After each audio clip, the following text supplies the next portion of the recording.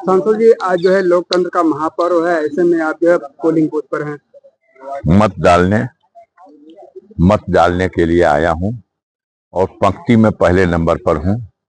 अभी लगभग 15 मिनट बाद वोटिंग शुरू होगी। भीतर मशीनों का टेस्ट वगैरह चल रहा है।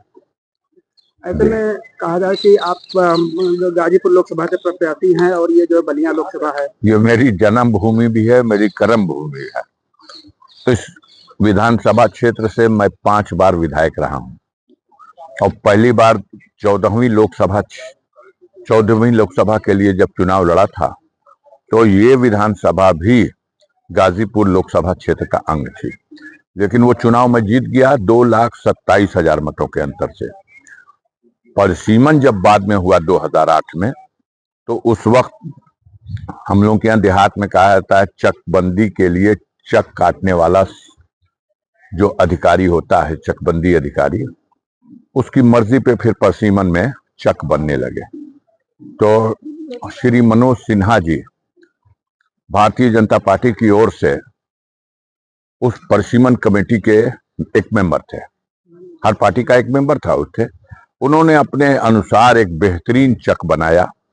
मोहम्मदाबाद और जहूराबाद को उससे निकाल के बलिया में जोड़ दिया और बलिया लोकसभा में बैरिया, बलिया सदर और कोपाचिट का नाम बदल करके उसको फेफना विधानसभा करके ये तीनों को, और खास तौर से उधर जो जमानिया विधानसभा बना उसमें जो बड़े बड़े स्वजातीय गांव थे उनके, बसुका, नवली, उतरौली, त्रिलोकपुर, डेढ़गामा, रेवतीपुर, उसके बाद रामपुर, शेरपुर, ये सारे बड़े बड़े गांव जिसमें जातिगत आधार पर उनकी बहुल्यता है, उन सारे गांवों को उठा के इसमें डाल दिया कि एक सॉलिड विधानसभा और एक सॉलिड लोकसभा बन जाए हमेशा के लिए, हमारे नस्लों के लिए।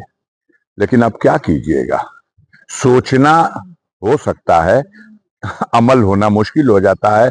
बेचारे पहली बार इस पे लड़े 2009 में, आकबत खत्म हो गई, जमानत जब्त होते होते बची। 1,32,000 वोट ही दिया इस बलिया लोकसभा ने। ऐसे में आप सब 7वें चरण का चुनाव है, क्या स्थिति रहेगी इंडिया गठबंधन की? अब देखिए, इंडिया गठबंधन 300 से ऊपर अपने गठबंधन के सहयोगियों के साथ सीटें जीत करके और केंद्र की सरकार बनाने जा रहा है। अब इसमें आप लोग, अब बैटिंग आज के बाद पूरी हो गई सभी टीमों की। अब आपके आकलन पर 2 दिन 3 दिन तक जनता को इंतजार करना है। आप आकलन करते रहिए। आज के वोटिंग पर तापमान का कोई असर पड़ेगा या? बिल्कुल पड़ेगा, लेकिन तेवर ऐसा है मतदाताओं का कि वो इसे एक चुनौती मान रहे हैं। हम अपने निर्वाचन आयोग के लिए उनको सलाम करके ये कहना चाहता हूं कि दया करें दुनिया के सबसे बड़े लोकतांत्रिक देश में।